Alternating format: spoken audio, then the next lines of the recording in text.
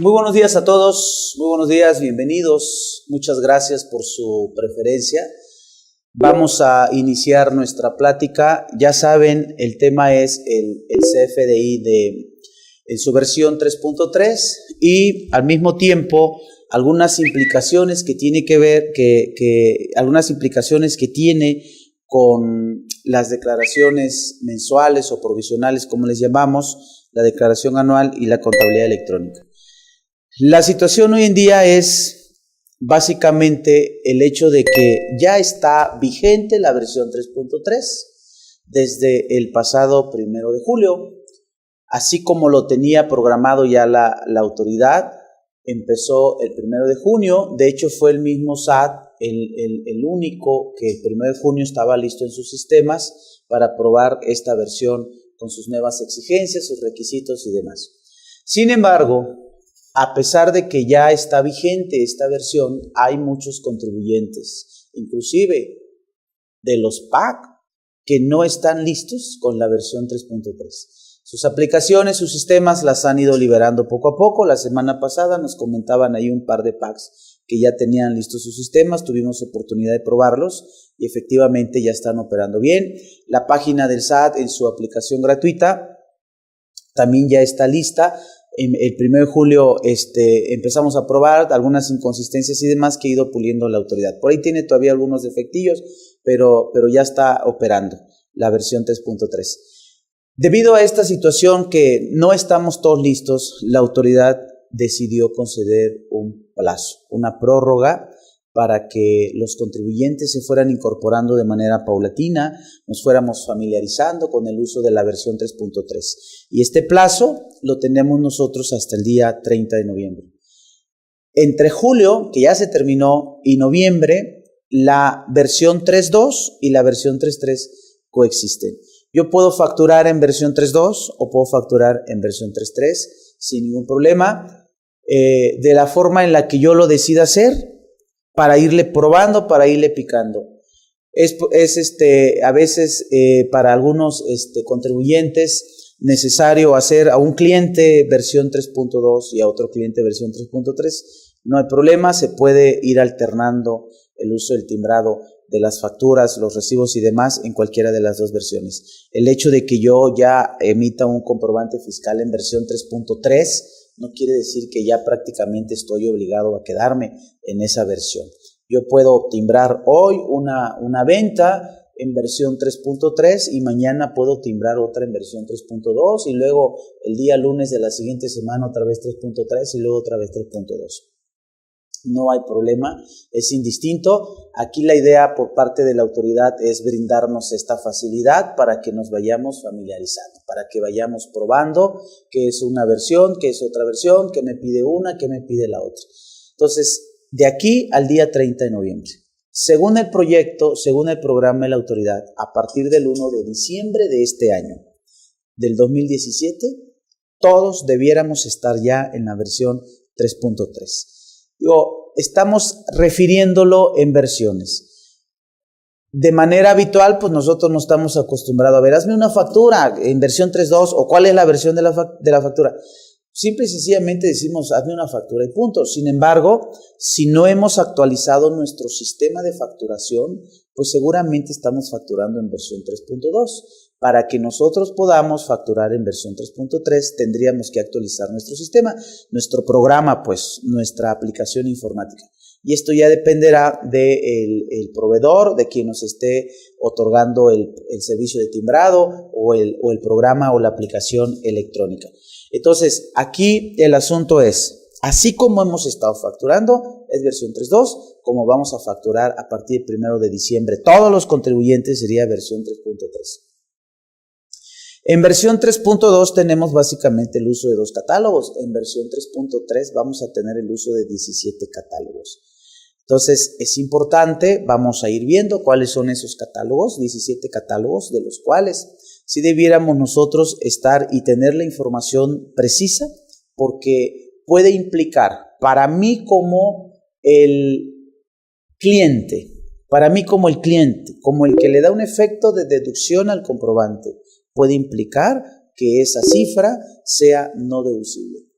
Fíjense aquí la parte esencial de esto. Si bien es cierto que yo debo cuidar cómo estoy facturando a mis clientes, cómo le estoy cubriendo, llenando los requisitos en el CFDI, mucho más importante es cómo me están facturando mis proveedores. Esa es aquí la esencia del cambio.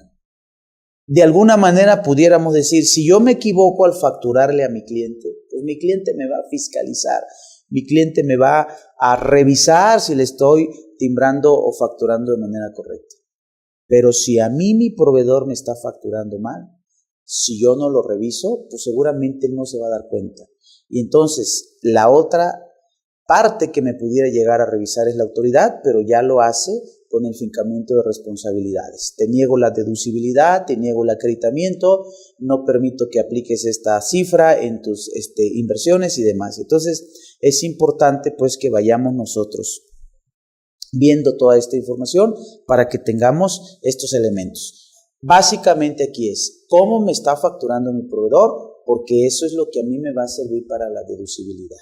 Entonces miren, esta nueva versión tiene requisitos distintos respecto a la versión 3.2.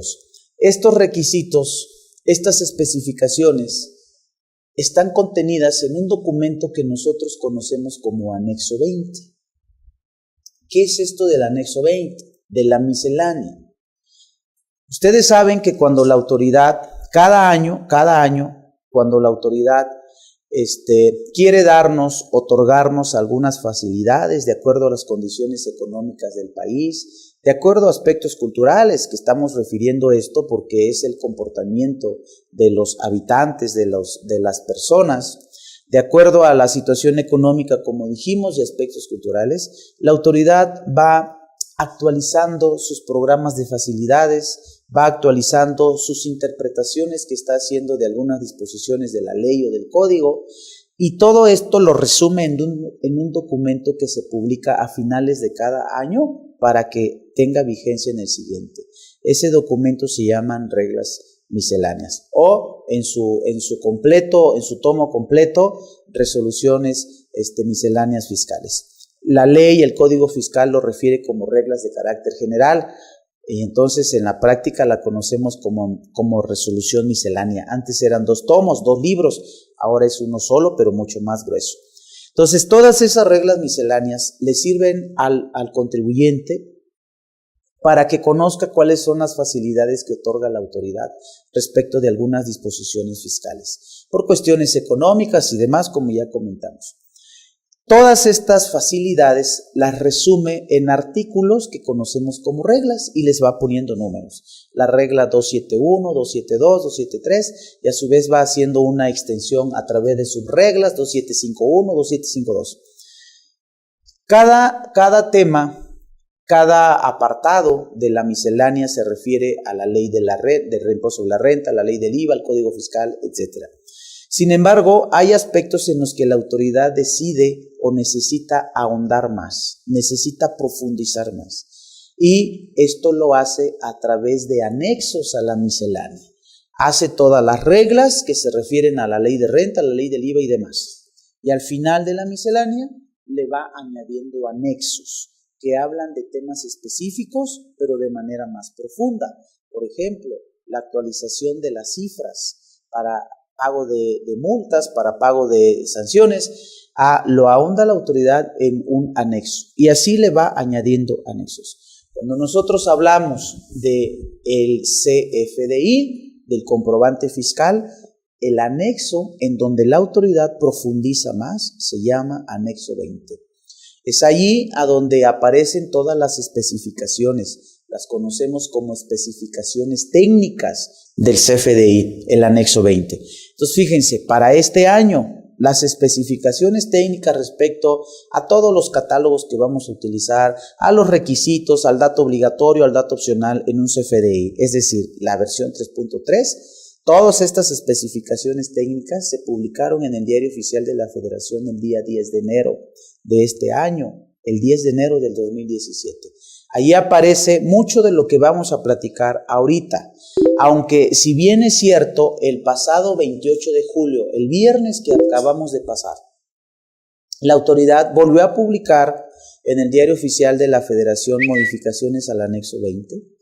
Estas modificaciones son más enfocadas a la parte de ingeniería, a la parte técnica, que el carácter PAI o PIPE, etc. Entonces no trasciende mucho a nuestro tema. Por eso nuestra referencia será a las publicaciones del Diario Oficial de la Federación del día 10 de enero. Aquí hacemos el comentario, pero no ahondamos más porque la esencia de nuestra plática está ahí. Ahora fíjense, ese anexo 20 se divide en distintos apartados o en distintas secciones. Apartado 1, apartado 2 o sección 1, sección 2. Tiene 5 secciones. La primera habla del CFDI. Si se fijan, la sección 2 o el apartado 2 también habla del CFDI. Pero no es el CFDI que nosotros estamos acostumbrados comercialmente a emitir. Es un CFDI distinto que le pone ahí el nombre de la autoridad del comprobante fiscal digital a través de Internet, que ampara retenciones e información de pagos. Aquí ese tema no lo vamos a abordar, sin embargo, les voy a hacer unas precisiones, porque mi recomendación es que se metan un poquito al anexo 2, que consulten en las páginas de Internet con los PAC, cuáles son las condiciones a través de las cuales se puede contratar la emisión o la compra de estos folios para los FDI de retenciones. ¿De qué estamos hablando? Miren, tanto la ley de renta como la ley de IVA nos establecen la obligación, cuando nosotros hacemos retenciones, de emitir una constancia de retención. Un ejemplo, la persona moral, una SADCB, comercializadora X SADCB, le paga honorarios a una persona física.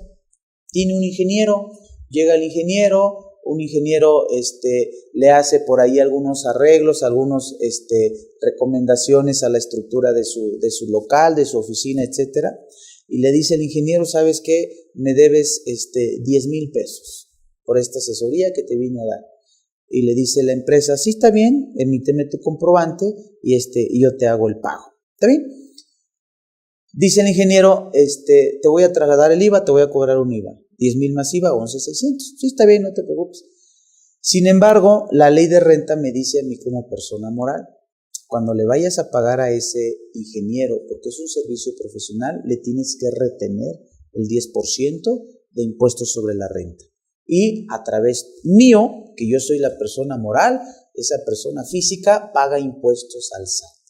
Yo le retengo sobre el subtotal, no sobre el total, sobre el subtotal le retengo 10,000 pesos, sobre el subtotal 10,000 le retengo el 10% 1,000 pesos y ya no le doy 11,600, porque son 10,000 más IVA, 11,600, ya le doy 10,600. Pero también me dice la ley del IVA, le tienes que retener las 2/3 partes de IVA, más o menos ahí el 10.66%, y le retengo IVA también.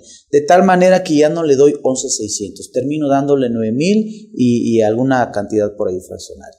Muy bien, yo le retuve IVA y le retuve ISR. Cuando el SAT le vaya a cobrar los impuestos a ese ingeniero, le va a decir, oye, me debes tanto de ISR. Y entonces el ingeniero le va a decir al SAT, no, ya no te debo eso, porque la empresa fulana de tal me retuvo cierta cantidad. Y entonces lo que le va a contestar la autoridad es, sí, ¿te retuvo la empresa fulana? Sí. Entonces muéstrame la constancia en donde dice que la empresa fulana te hizo una retención. Y entonces bajo esa documentación yo le doy el soporte a la autoridad. Yo estoy obligado, yo le hice la retención, yo estoy obligado a darle una constancia. Aquí el punto importante de esto es que esa constancia nosotros antes la manejábamos en un formato PDF normalito y que le llamaba esa la constancia, el formato 37A. Ahí donde establecía cuál es la base, cuánto le desconté, en qué mes le hice el pago y cómo se llama el RFC del prestador del servicio, el RFC del que hace la retención. Esa constancia ya es un CFDI. Esa constancia ya no es un formatito normalito en PDF. Háganse de ustedes de cuenta que es todo lo que dice la constancia, pero en XML. Lo que decía la constancia, mes inicial, mes final, la base del impuesto, la retención, el RFC del que retuvo, el RFC del que prestó el servicio, todos esos datos ahora ya en un formato XML, que ese es justamente el CFDI de retenciones. ¿Por qué en la práctica las personas morales no le están emitiendo esta constancia al prestador del servicio? Porque hay justamente una facilidad en la miscelánea. Es la regla número 2754. Esa regla miscelánea 2.7.5.4, 2754. Esa regla miscelánea establece la opción al retenedor de no emitir una constancia cuando la persona a la que yo le hago la retención me emite un CFDI. Cuando yo le pago el honorario al ingeniero, al contador, al abogado, al médico, etcétera, ellos me emiten un CFDI. En ese CFDI se establece la retención de ISR, la retención de IVA. En la regla miscelánea que les comento, 2754, me da la facilidad. Como la persona me emite un CFDI, yo ya no le doy constancia de retención. Pero recuerden ustedes que las reglas misceláneas tienen vigencia de 1 año. Es posible, o a lo mejor ya no, es posible que más adelante nos diga el SAT, ya no te doy esa facilidad, ahora cada vez que retengas, tienes que emitir la constancia parejo. O puede ser que nos diga la autoridad, porque esa es parte de la intención y del objetivo. Ya el CFDI de manera definitiva se queda como una constancia y entonces se tendría que reformar la ley. Pero mientras estemos en una regla miscelánea sustentándonos, cabe la posibilidad de que esa facilidad ya no exista en años subsiguientes. Entonces es importante que le vayamos picando ahí qué tiene que ver, qué es esto del CFDI de retenciones y quién lo emite, cuánto me cuesta, etcétera. Ahora, esa regla miscelánea aplica nada más cuando la persona a la que yo le hago la retención me emite un comprobante fiscal. Pero hay casos, en estos casos que me emiten un comprobante fiscal pudiéramos mencionar 4. Por ejemplo, el honorario que ya comentamos, el arrendamiento de persona física a moral, el flete. Yo retengo por el flete 4% de IVA, el fletero me da un comprobante fiscal y entonces ya no le doy constancia. O en la compra de desperdicios. Yo hago una retención y ahí aparece el CFDI. Pero hay casos en los que yo hago un pago y a su vez retengo y la persona no me emite un comprobante fiscal. Les voy a poner 2 ejemplos. Cuando hago pagos al extranjero. Si yo le hago pagos a un residente en el extranjero, yo le tengo que retener un impuesto. Y el extranjero no me emite CFDI porque el CFDI pues es para nuestro país nada más. Él no está obligado por las reglas fiscales de su país a emitir comprobante fiscal. Hace un comprobante fiscal mejor de acuerdo a las reglas de su país, pero no un CFDI. Entonces la regla 2754 dice, cuando la persona a la que le hagas la retención te emite un CFDI y mi proveedor extranjero, mi prestador de servicio extranjero no me emite CFDI. Entonces allí sí no me aplica la facilidad, ahí sí le tengo que hacer un CFDI de retenciones. Lo mismo, ese es un ejemplo, lo mismo se da cuando yo, persona moral, le pago dividendos a mis accionistas. Cuando yo, persona moral, le pago dividendos a mis accionistas, también le tengo que hacer una retención. En algunos casos, el accionista no me da un CFDI, entonces por esa retención yo le tengo que hacer una constancia, un CFDI de retenciones. Entonces vean, hay casos en los que quedo liberado de manera temporal ahorita por la disposición miscelánea, hay casos en los que sigo estando obligado. Entonces es importante checar cuáles son las características y demás de este comprobante de retenciones. Ese tema no lo vamos a tocar aquí, entonces ya les hice el comentario, ahí queda la información. Y nuestra plática se abocará al apartado 1. En el apartado 1 hacemos la referencia a el comprobante fiscal digital por internet. Ahora sí, el que nosotros conocemos y manejamos de manera común y corriente es el anexo 20 en su apartado 1. Antes de comenzar nuestra plática, es importante que dejemos 3 bases respecto de lo que viene siendo a lo mejor un recordatorio para muchos, para otros una información nueva. respecto de qué cosa es esto del CFDI y demás. Miren, el CFDI, ustedes saben que desde el 2014, 1 de abril del 2014, es el único comprobante fiscal que yo puedo emitir para efecto de mis ingresos y la persona que me hace el pago para efecto de sus deducciones. Antes hablábamos de un comprobante en papel, la factura en papel, que inclusive después pasó a ser el famoso CBB, código de barras bidimensional, o el CFD. Teníamos 3 comprobantes, el CBB, la factura impresa pues con un código de barras bidimensional. El CFD, comprobante fiscal digital. Así nada más, comprobante fiscal digital, y el CFDI, comprobante fiscal digital por internet.